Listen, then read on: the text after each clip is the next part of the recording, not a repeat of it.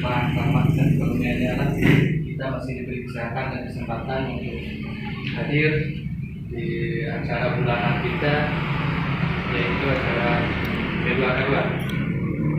Kemudian selalu kirim salam kita aturkan buat junjungan kita Nabi besar Muhammad Sallallahu Alaihi Wasallam, rahmatan lil alamin. Sebelumnya terima kasih Ibu telah menyempatkan diri hadir di acara pertemuan kita pada siang hari ini. Bagaimana Ibu?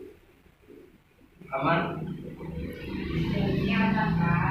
Sehat ya? Sehat. Sehat jasmani rohani Bu? Sehat. Sebelumnya saya menyampaikan materi kita pada hari ini adalah sikap dan perilaku orang tua dalam mendidik anaknya.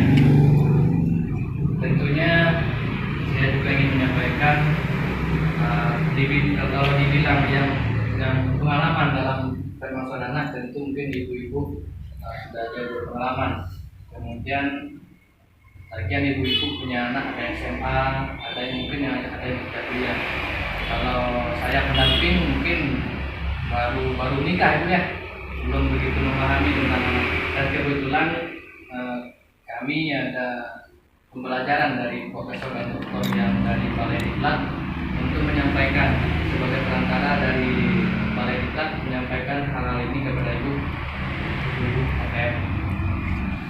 Baik Ibu, dalam sikap dan perilaku orang tua membimbing mendidik anaknya, tentu ada yang namanya yang membahagiakan, kemudian yang menyedihkan sebagai orang tua terhadap anaknya.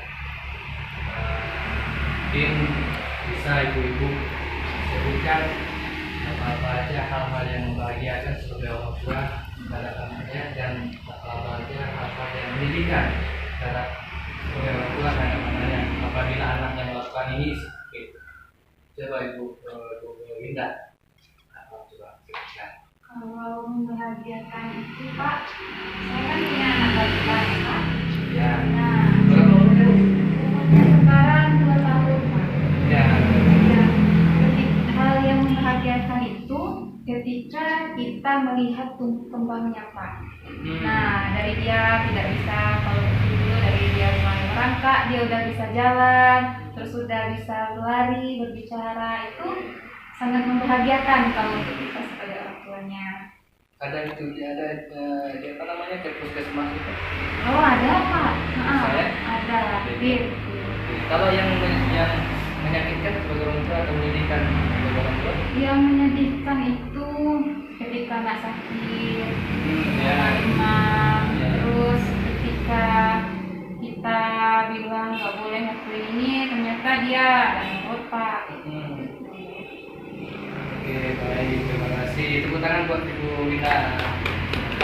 Ya, untuk Ibu Tia lagi yang membahagiakan sebagai orang tua. Yang membahagiakan kalau saya sih Pak, waktu anak saya lahir Pak, itu sangat bahagia saya Pak. Ya. Tapi kalau yang membuat saya sedih, anak saya tuh sering melawan Pak sama saya, padahal sudah saya lahirkan, saya rawat, saya asuh, rasa saya sudah benar mengasuhnya Pak, tapi kenapa ya anak saya melawan terus sama saya Pak? Apa pengaruh dari luar, apa pengaruh HP, karena dia sudah bisa main HP sekarang Pak, kadang dia di luar main PS, itu sangat sedih saya Pak. Jadi tentu banyak sebagai orang tua, tentu banyak hal-hal yang membedakan, yang menyenangkan dalam mendidik anak. Kemudian tentu juga ada banyak hal yang menyakitkan dan menyulitkan dalam mendidik anak. Maklum anak kita mana yang senang rasanya itu yang dia lakukan. Kemudian jadi kesimpulannya, untuk menjadi siswa mau jadi orang tua yang lebih baik dalam mendidik anak adalah dengan mengingat hal-hal yang membahagiakan yang dirasakan sebagai orang tua, karena itu dapat memperkuat kasih sayang orang tua nih, saat anak melakukan sesuatu kesalahan misalkan, kita ini memarahinya. Tentu sebelum kita memarahinya, kita ingat dulu hal-hal yang membahagiakan. Mudah-mudahan nanti akan membantu ibu-ibu tidak marah sama anak tersebut. Kemudian berdiskusi mengenai masalah dan tantangan dalam mengasuh anak, sehingga lebih ringan dalam menghadapi masalah yang ada. Ibu-ibu dan bapak di rumah berdiskusi bersama bagaimana caranya mengasuh anak supaya anak kita pendidikannya, perkembangan tumbuh kembangnya lebih baik. Oke ibu, paham ibu? Oke, sebelum kita masuk ke yang kedua, ada kan pertanyaan? Ya Pak. Ya. Itu apa Pak? Yang ditempel Pak? Oke, ini itu ucap tentang pengasuhan dan pendidikan anak. Nah, kebetulan kita dalam ini sesi pertama, yaitu mengingat seperti yang tadi kita itu kan, mengingat hal yang membahagiakan sebagai orang tua. Nah, itu yang barusan kita pelajari. Kemudian nanti kita akan masuk ke sejalan antara perbuatan dan perkataan itu nanti. Nah, makanya tadi saya itu kan, apakah ada pertanyaan ibu-ibu di mengingat hal yang membahagiakan sebagai orang tua, gitu kan? Nah, sudah pahamkah ibu-ibu atau ada pertanyaan? Paham Pak. Paham Oke, Pak. Babe ya. Kok sudah lesu, nggak semangat lagi? Oke, biar kita semangat lagi, mari kita buat sebuah permainan. Yuk, silakan dari diri ibu. Saya mati Pak. Ya ibu, nama permainan kita ini namanya bermain terbalik namanya.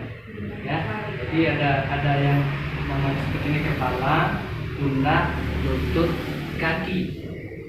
Kepala, pundak, lutut, kaki. Oke ibu. Oke, yang pertama ini ibu dengar, lihat gerakan saya, ya, lihat gerakan saya, apakah saya putar kepala tanpa menghiraukan instruksi dari suara saya. Oke ibu, ya kita coba dulu ya. Oke, cobaan. Kepala, pundak, lutut, kaki. Kepala, pundak, lutut, kaki. Oke, sip. Nah, sekarang mulai kita ulangi ya. Dan lihat gerakan saya tanpa mengenal suara. Ya, kepala, pundak, lutut, kaki. Kepala, pundak, lutut, kaki. Nah, mulai ibu-ibu. Bingung Pak. Bingung ya? Iya. Oke, silakan dulu ibu-ibu. Tepuk tangan ibu-ibu.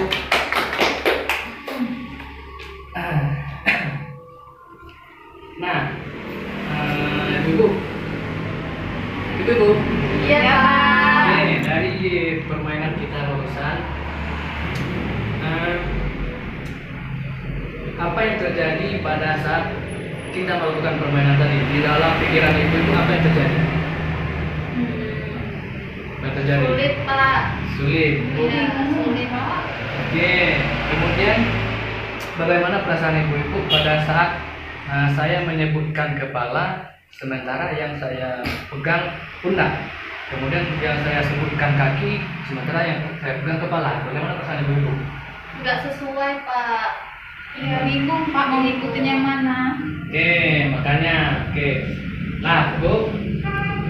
Jadi sama halnya di dalam kita mengasuh anak di rumah. Sekarang pertanyaan untuk ibu-ibu dulu. Lebih mudah mana mengikuti yang permainan tadi, lebih mudah mana mengikuti gerakan badan saya atau ucapan yang saya bilang? Lebih mudah gerakan badannya Pak. Oke, ibu. Lebih mudah gerakan Pak. Oke, sip. Jadi, ya ibu ya, sama halnya dalam kita mengasuh anak. Untuk menjadi orang tua yang lebih baik harus sejalan antara perkataan dan perbuatan. Jadi arti katanya kita sebagai orang tua, apa yang kita ucapkan harus sejalan dengan apa yang kita lakukan. Kenapa? Karena anak-anak itu sebelum dia belajar di luar, di dunia luar, tentu dia akan mencontoh dulu orang tuanya di rumah. Baik buruk ucapan orang tuanya, baik buruk tingkah laku orang tuanya, dia akan berpengaruh besar terhadap anaknya. Jadi jangan anak bapaknya, misalkan anaknya SMA nih, bapaknya merokok nih, anaknya laki-laki semua, bapaknya merokok, enak, jangan merokok ya, misalkan seperti itu. Sementara bapaknya yang sedang mengatakan itu sedang merokok waktu itu. Jadi kalau seandainya seperti itu, bapaknya nggak merokok, bisa melarang anaknya merokok. Baik ibu-ibu, paham ibu-ibu ya? Ada pertanyaan? Apakah ada pertanyaan? Bu Wina ada pertanyaan? Oke, Ibu Tia? Cukup, Pak. Oke, sip. Ya, jadi itu ya. Jadi untuk kesimpulannya untuk jadi orang tua yang lebih baik supaya anak kita yang lebih baik pula, yaitu yang pertama menjadi orang tua yang selalu berpikir positif, kemudian sejalan antara perkataan dan perbuatan. Oke ibu-ibu ya, sip. Ya diharapkan nanti ibu-ibu juga sampai di rumah praktekkan. Kasih tahu sama bapak di rumah, yuk kita praktekkan ini yang saya dapat tadi di Bedwakar. Praktekkan di rumah sama bapak. Mudah-mudahan bisa merubah